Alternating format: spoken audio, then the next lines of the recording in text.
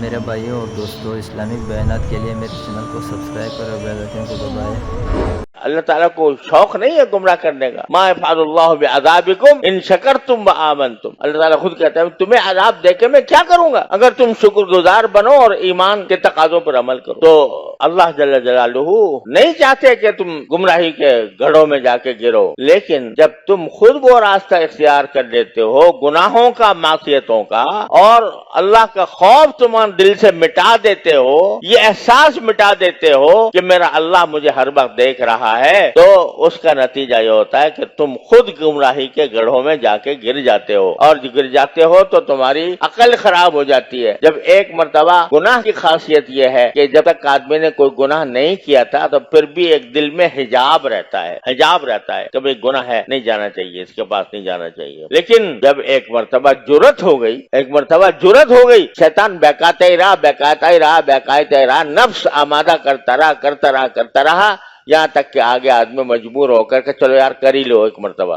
وہ کر لیا تو وہ جو ایک آڑ تھی نا تھوڑی سی، وہ ختم ہو گئی، وہ حجاب جو تھا وہ اٹھ گیا، اب جو ہے راستہ کھل گیا، بھئی اس دن کیا تھا چلو آج پھر کر لو۔ تو یہ حجاب جب ختم ہو جاتا ہے تو اسی کا نام ہے کہ اللہ تعالیٰ گمراہی میں بھیج دے، یذرہم فی طغیانہم یعمہون، وہ اللہ تعالیٰ ان کے سرکشی کے اندر ان کو چھوڑے رکھتا ہے۔ تو یہ معنی ہے نور ایمان سلب ہونے کا، اور یہ خاص طور پر آنکھ کو اللہ تعالیٰ نے نور کا ذریعہ بنایا۔ اس نور سے ہم ساری کائنات کو دیکھتے ہیں، اس نور سے ساری کائنات کا مشاہدہ کرتے ہیں۔ اسی کو جب غلط استعمال کر لیا تو پھر یہ نور ایمان اس سے گھٹتا چلا جاتا ہے، برے کو اچھا سمجھنے لگتا ہے بندہ، رغبت طاعات کی طرف کم ہو جاتی ہے، معصیت کی طرف زیادہ بڑھ جاتی ہے۔ یہ معنی ہے نور ایمان کے سلب ہونے سے، یہ نور ایمان کے کم ہونے سے۔ تو اس لیے یہ پہلا جو قدم ہے اصلاح کے لیے، اصلاح نفس کا، اس میں بھائی نگاہ کی احتیاط سب سے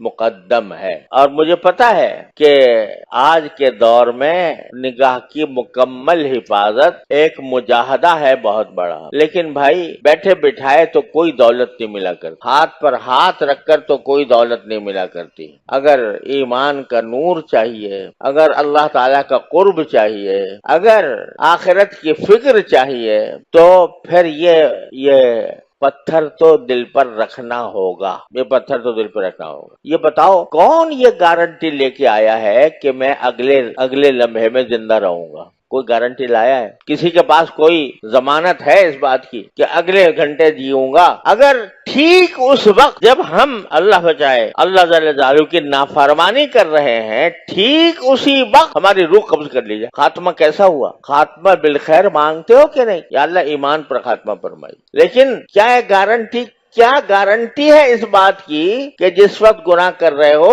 اس وقت میں تمہاری روح قبض نہیں کی جائے گی؟ اس وقت میں بلا لیا اللہ تعالیٰ نے تو رنگے ہاتھوں چلے گئے، کیا حال ہوگا؟ رنگے ہاتھوں چلے گئے تو کم از کم یہ دھیان تو پیدا کر کہ اگر اسی وقت میں مجھے اٹھا لیا گیا، ارے توبہ کی توفیق بھی ہر ایک کو نہیں ملتی، اس لیے یہ خیال اگر دل میں آ جائے کہ یہ میں جو گناہ کر رہا ہوں اسی وقت اگر میرے اللہ نے مجھے موت دے دی تو میرا انجام کیا ہوگا؟ معصیت کی حالت میں اٹھا لیا۔ اللہ کے بندے ایسے ہوتے ہیں جن کو اللہ سجدے میں اٹھاتا ہے، جن کو نمازوں میں اٹھاتا ہے، جن کو طاعات کے دوران اٹھاتا ہے۔ اللہ کے بندے وہ آپ کے علم میں آتے رہتے ہوں گے، سجدے کی حالت میں چلے گئے، یعنی سجدہ جو بندے کے لیے اللہ تعالیٰ کے قرب کا سب سے بڑا ذریعہ ہوتا ہے، اس حالت میں اللہ نے اٹھا لیا۔ خاتمہ بالخیر ہوا، خاتمہ بالایمان ہوا، طاعت کی حالت میں ہوا۔ اللہ اگر ہمیں ایسے اللہ بچائے، اللہ تعالیٰ ہر مسلمان کی حفاظت فرمائے کہ عین معصیت کے وقت میں اٹھا لے، عین نافرمانی کے وقت میں اٹھا لے،